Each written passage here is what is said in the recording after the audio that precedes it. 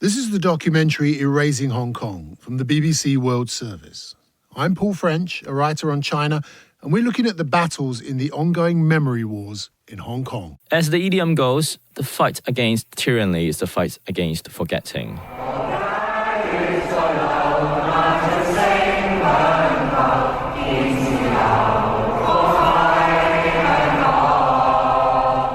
Glory to Hong Kong, the unofficial anthem of the 2019 Hong Kong democracy protests.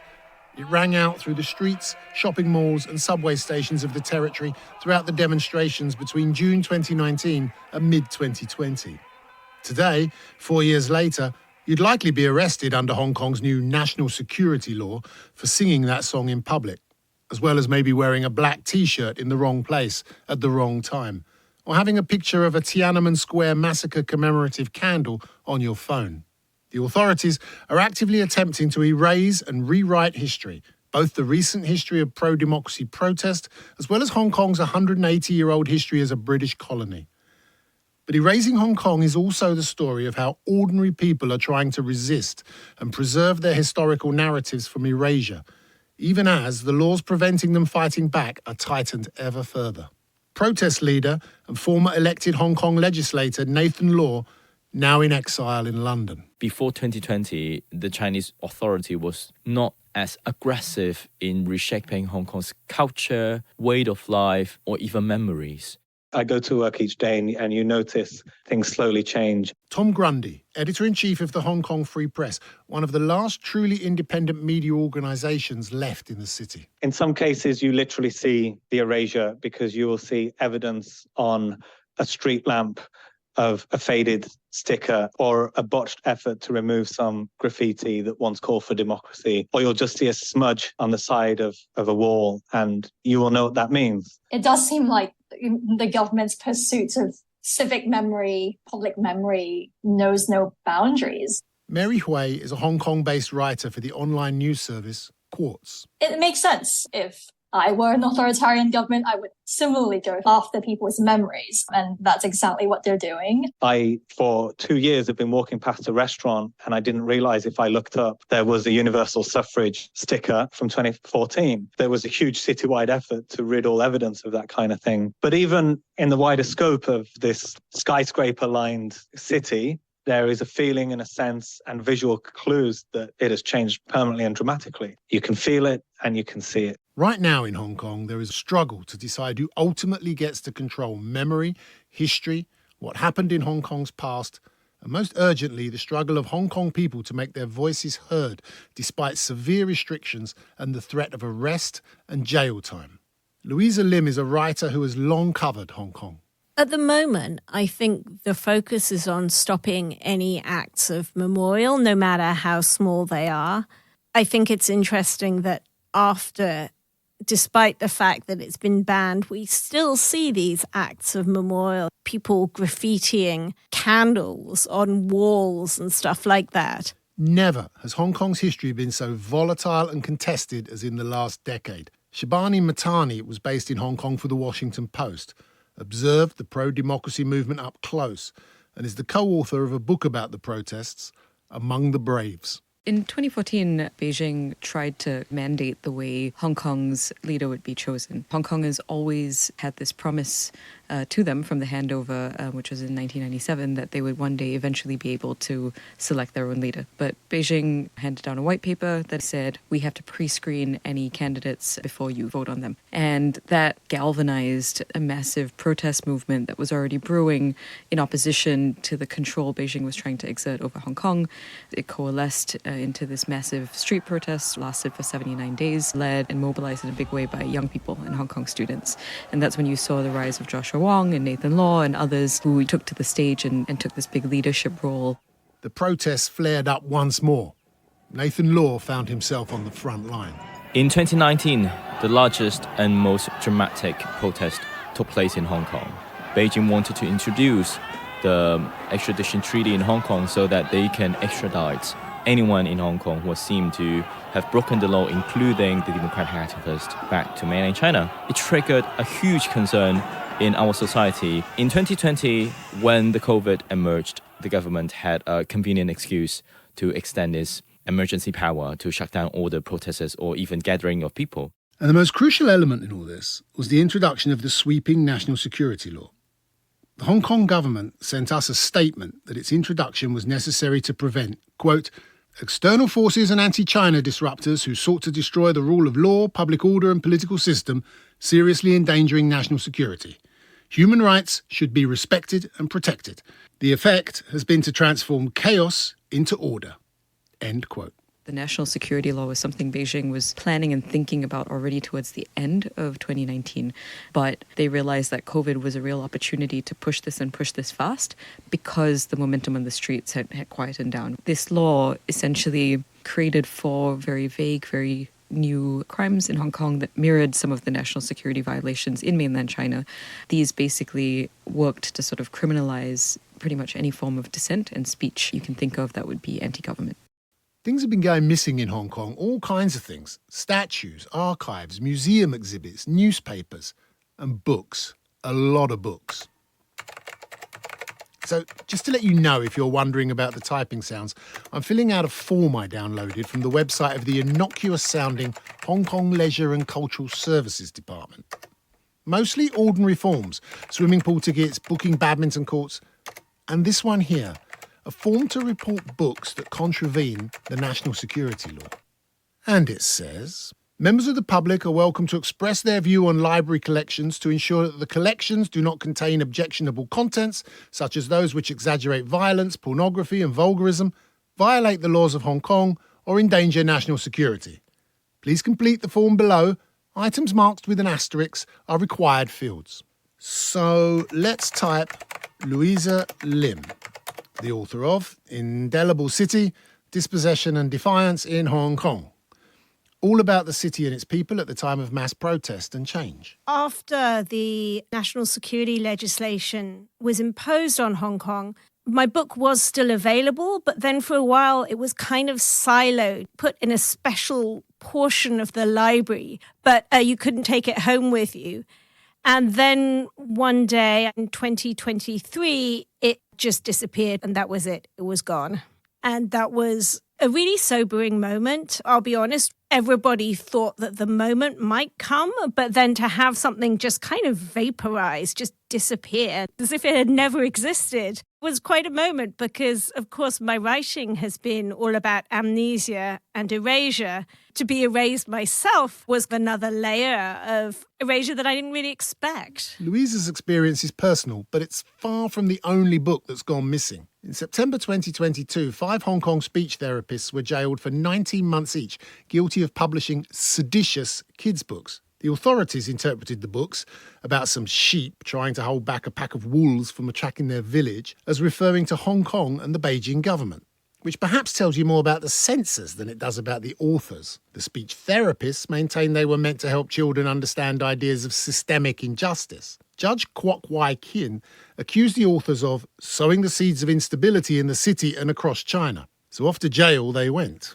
And all these books missing from library shelves, where do they go?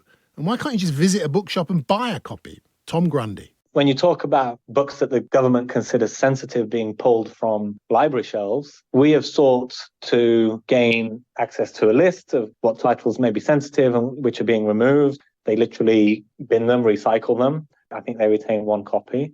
There have been hundreds of examples. Some are obvious, like not ones that refer to the Tiananmen crackdown. Others less so. I mean, we've seen romantic essays by Democrat or travel books by pro-democracy journalists being removed. The government says that even saying which books that they are pulling would present a national security risk in itself. So books disappear from public libraries, from primary and secondary school libraries, from state-controlled bookstores. Chief Executive John Lee will say, well, you can go to a private bookstore. But what private bookstore is going to be stocking these titles that have basically been flagged, or because there isn't a specific list, they are likely going to feel some pressure to self-police. If it's not for that reason, they will find themselves facing other kinds of pressure as an independent bookstore in Hong Kong.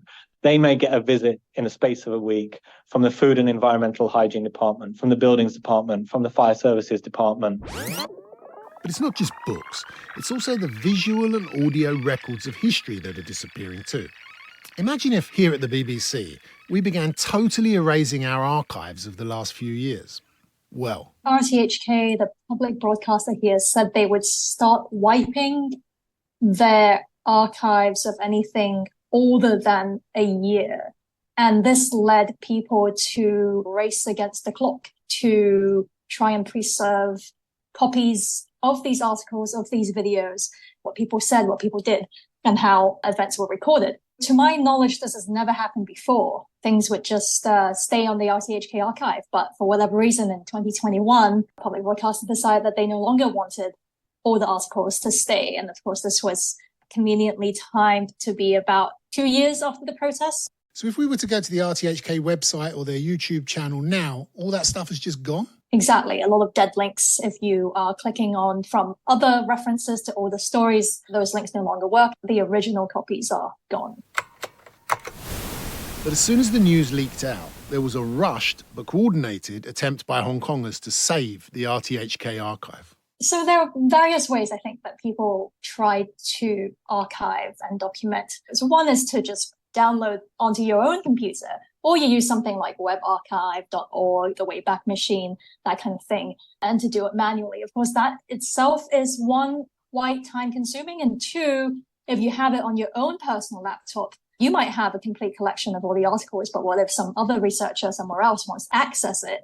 So one tech professional in Hong Kong came up with was to try and use a decentralized registry to essentially create a digital fingerprint so that that metadata can be stored on a shared blockchain registry, and particular digital fingerprint can then track whether changes are made. Those backing up the RTHK archive remained anonymous. Potentially, they could be prosecuted under the national security law. Tom Grundy at the Hong Kong Free Press has watched what happened at RTHK and now worries about other crucially important historical records. The online archive of press releases and the legislative Hansard, the minutes from way back to colonial times in both cases, remain online at the moment. But in some cases, it could be happening now.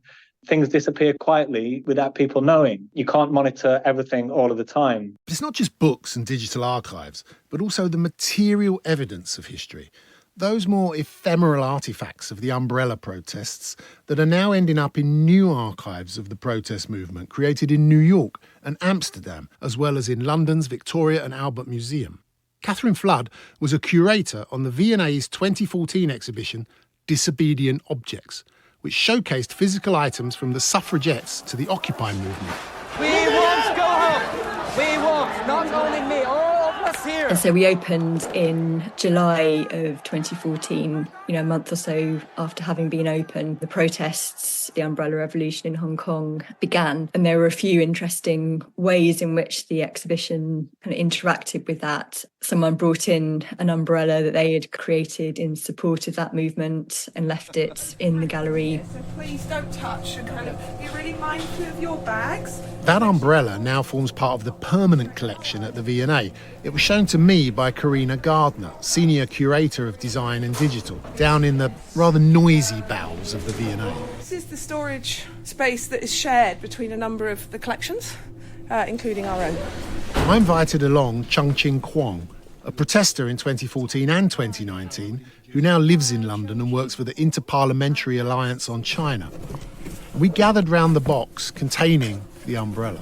This is clearly very nostalgic. I didn't think I would see this in London after leaving Hong Kong and not being able to return. And this is, for a lot of us, the beginning of our activists' career or participation in politics. And what was the point of the umbrellas? I mean, they were to protect from tear gas, to protect from the police? At the time in 2014, on the 28th of September, the police fired tear gas at peaceful protesters outside of the government headquarters. And at the time, a lot of us don't have any kind of understanding of what to do. So the thing that we have in our hands are umbrellas. So we open all of them, and that became a symbol of the 2014 movement. That's why it's called the Umbrella Movement. And interestingly, it's actually just a cheap, full-length umbrella, the sort that you see on sale everywhere in Hong Kong. In case there's a sudden shower, people dash in and buy one. And yet it's been adapted, it's been decorated. We can see that Chinese characters have been drawn on it in yellow paint. Karina, how did this come into the collection of the V&A? This is an object that we've brought into the museum as part of our rapid response collecting programme, which is about bringing designed things into the museum at the time when they are the subject of popular conversation. So we were in touch with an academic based in Hong Kong. He went round to some of the protest sites and picked up 2 umbrellas from a recycling point. And he managed to reach Simon, who was the young student activist behind this set of umbrellas, painted with these yellow symbols. This one, I think, has the symbol of Kang on it, which I think is to persevere or to endure. Sometimes the most unlikely object can achieve deep symbolism. It's a stuffed toy, the sort that IKEA sells lots of to children. It's a not particularly fierce wolf in a red check shirt, and he's holding a small grandma, which he's about to swallow. So obviously from the Little Red Riding Hood, and we should say, I think these were sold in IKEAs around the world, but they became so important in Hong Kong. Chen Chen, could you explain what we're looking at here? This is a childhood memory. I mean, it's called Lupsik, in Cantonese Lo Mo Sai. The reason why it became a symbol for the Hong Kong movement is because Lo Mo Sai, it sounds similar to a Cantonese swear word, which I'm not going to repeat in English. And at the time when C.Y. Leung was our chief executive, which is the leader of the city, someone threw this stuffed toy at him. And that act of throwing in Cantonese is dao. So in Cantonese in full, it's like something impolite being done to your mom. Since then, it became a symbol of expressing discontent towards the administrative branch of the city. I used to have one of these at home as well. And I had a nephew and he was asking me, what is that? And I told him in Cantonese, oh, this is called lupsik. And so he went on and repeating it in front of all of my grown-up relatives, and they're all looking at me very unapprovingly. Karina, how did this end up in your collection? We saw that this plush toy was becoming an object of political protest and discontent. But what we became interested in also is that this soft toy sold out very, very fast in places across the world where the Hong Kong cause and diaspora is strong, so Taiwan, but also here in London. If you hold Lupsik in Hong Kong right now, I think in around 5 to 10 minutes, you'll be surrounded by police asking you to stand down, put down, or hide away the stuffed toy, or you'll be arrested for holding a seditious material. Or at least you'll have to pay a visit to the police station.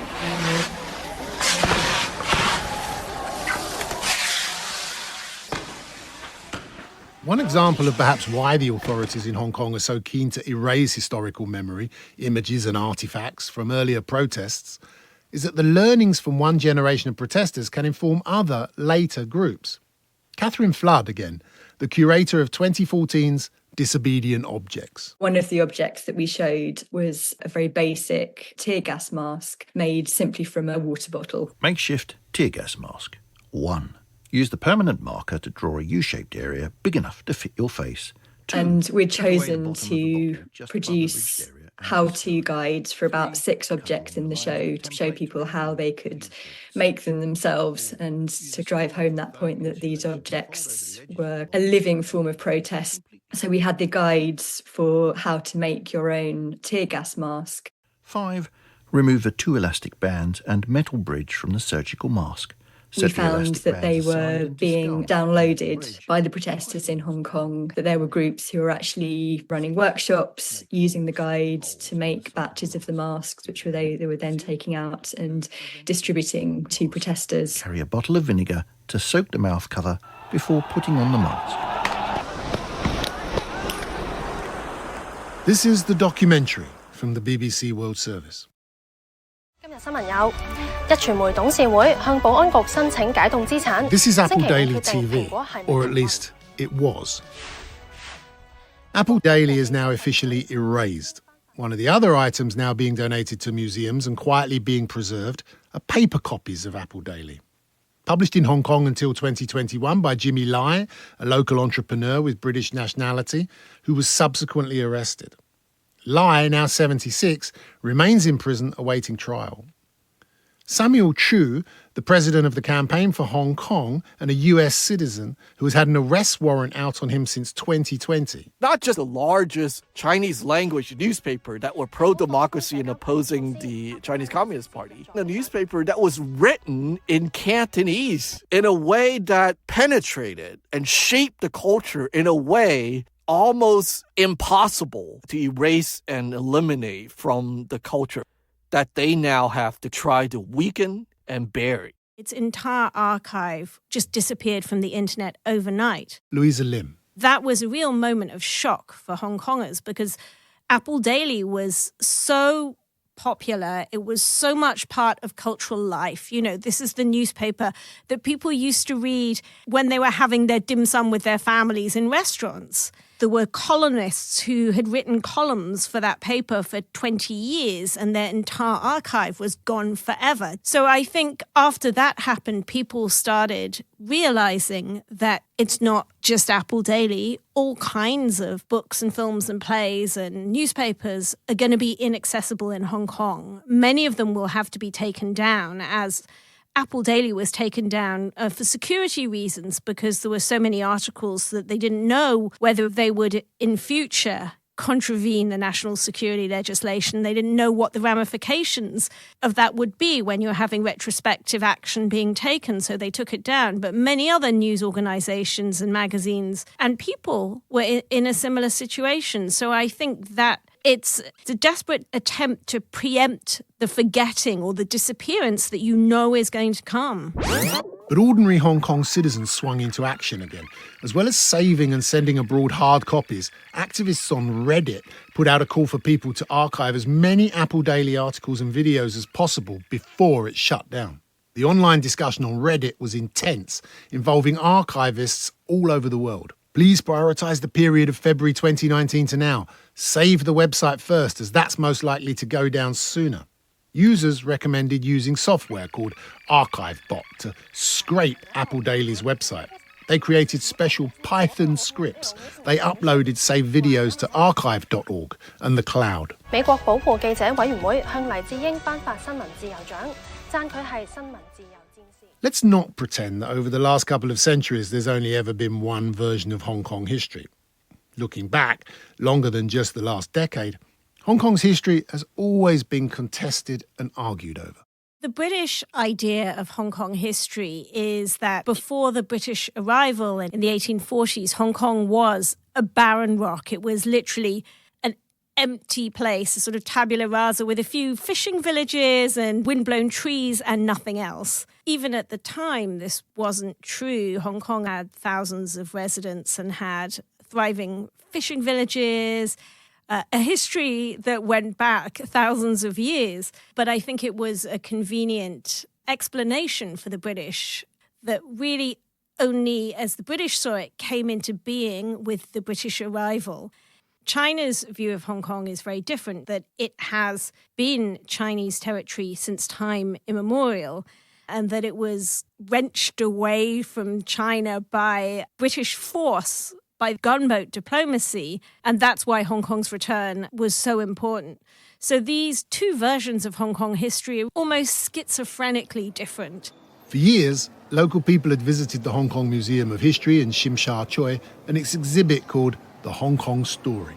Hong Kong hadn't had a history museum of its own, and it was really only in the 1980s that the government decided it was time to tell Hong Kong's story. How to tell Hong Kong's story turns out to be a political project of its own, and I think it actually took them 6 years because the committees of historians spent so long figuring out how to tell that history. So, although the museum's exhibit was never the full story, Hong Kongers raised their eyebrows when in 2020 it was announced it would be closing for renovation. And then a strange thing happened. When they said they were going to close the museum, it became like a site of protest. So many people went, taking photos, people were posting pictures online, and I think it's almost like present nostalgia for the moment, which is right now, because you know that it's passing and it's never going to come back. When that museum reopens, the kind of history that's going to be shown is going to be totally different. And There's almost like a fear of gaslighting what was up here before, what was the history that we were taught before. Can we even remember it, or do we need these pictures to remind us of what used to be here? And then from August 2024, with no sign of the Hong Kong Story exhibition returning, visitors are now welcomed into a new national security exhibition gallery, all 1,100 square metres of it. Seemingly aimed at the young, it intends to promote residents' sense of safeguarding national security and patriotism. Along with a lunar soil sample from a Chinese space mission, you can read in detail about Xi Jinping's ideas of governance. Museums have become a front in the memory wars. Before it opened in November 2021, Hong Kong's impressive new M+ Museum removed Ai Weiwei's photograph of Tiananmen Square to be reviewed by the authorities. The photograph, which depicts the Chinese dissident artist raising his middle finger in Beijing's Tiananmen Square, was accused of spreading hatred against China under, once more, the national security law. The removal was, to be honest, not a great surprise to anyone. Similarly so with sculptures, none more so than the Pillar of Shame on the grounds of Hong Kong University. Samuel Chu. Any mentioning of Tiananmen was erased in the mainland. And so Hong Kong was for many years the only piece of Chinese soil where Tiananmen Square was commemorated publicly. The Pillar of Shame by Danish artist Jens Gauchot was a striking statue commemorating the Tiananmen massacre, represented as a pile of corpses. This artwork was always meant to be not just a piece of history or a memorial, but a political tactic. The canary in the coal mine to test the extent to which that the Chinese Communist Party would respect the very deal that they themselves agreed to. And every year, there would be a ritual where students and other civil society leaders and Hong Kong Alliance leader would come in and they would hand wash this pillar as a ritual memorial. But that came to an end when in the darkest of night, at the end of December in 2021, they came in and cut the pillar in half and removed it. A piece of the pillar wrapped in white cloth was carried like a coffin, like a body, out of the square, the plaza where it stood for all those years. And I think that is one of the most powerful image of this attempt to erase the memory, but also the idea. What they have done now is that by removing it, they have made it much more powerful. Talking with the Hong Kong exile Chung Ching Kwong, she perhaps inevitably quoted George Orwell in 1984, when Winston Smith repeats the party's mantra: who controls the past controls the future, who controls the present controls the past. Music, bookstores, libraries, museums, the classroom, art galleries, public art, objects from umbrellas to poor little Lufzig have all become fault lines in the new memory wars to be argued over, erased as inconvenient to a new historical narrative. With the new school curriculum, young minds have become the latest battleground. We have a very specific window of time here where multiple generations in Hong Kong who have been baptized in the experience, in the first-hand participation of protests and remember the Tiananmen Square march in the street themselves, that they have been through this baptism of activism that they have internalized. That generation is particularly important because what is the first thing that the Chinese government do after they ban the vigil? Is that they ban the mentioning of Tiananmen Square in any classrooms. In fact, they teach down to first grade, second graders that the mere mentioning of Tiananmen Square would constitute a national security crime. Beijing and the Hong Kong government know that the generation of people in their 20s and above are probably lost to them. So let's focus all of our efforts on the young. And so you see most of the changes happening within primary schools and within secondary schools and so on. That kind of age group, they're pushing really, really hard. The fact that you're going to have to sing the Chinese national anthem every morning in schools now and stuff like that, I think will have a big impact. And as journalist Shabani Matani reminds us, what has also happened under the national security law is the creation of a climate of fear. The thing that's been so hard to see is how many people in Hong Kong, for their own sort of mental health, need to forget, because it's so hard to reconcile what happened in 2019, how empowered people felt, how supported people felt, how much they felt like they had a sense of community with what's going on today, where people feel incredibly isolated, incredibly scared, too afraid to play a song because they worry their neighbors will rat on them, too afraid to have their kids be honest in schools or in class because they worry they will get into trouble and their families will get into trouble. And I think a lot of people actually want to forget because remembering is so hard. Because if you remember, how can you survive day to day? And I know people really, really struggle with that, right? Going back to like walking past protest sites, feeling like it's just too much to bear because of how little space there is to really do anything, making it just so painful for people to remember. Samuel Chu is more optimistic. By trying to eliminate and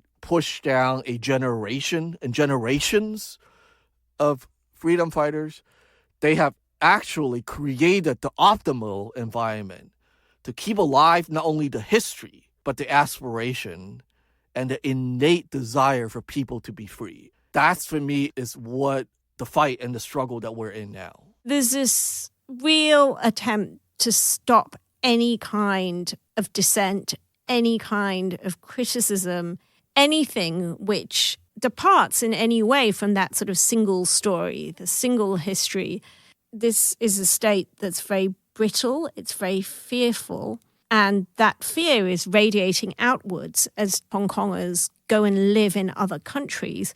We're just seeing more and more attempts to stop any acts of dissent, no matter where they are in the world. The attempt to shut down debate and discourse and memory is moving outwards, it's going international, and it will affect us. Sometimes the battlefields of the memory wars could not appear more ordinary. Boring street photos of road markings, traffic lights, a 7-Eleven, a McDonald's.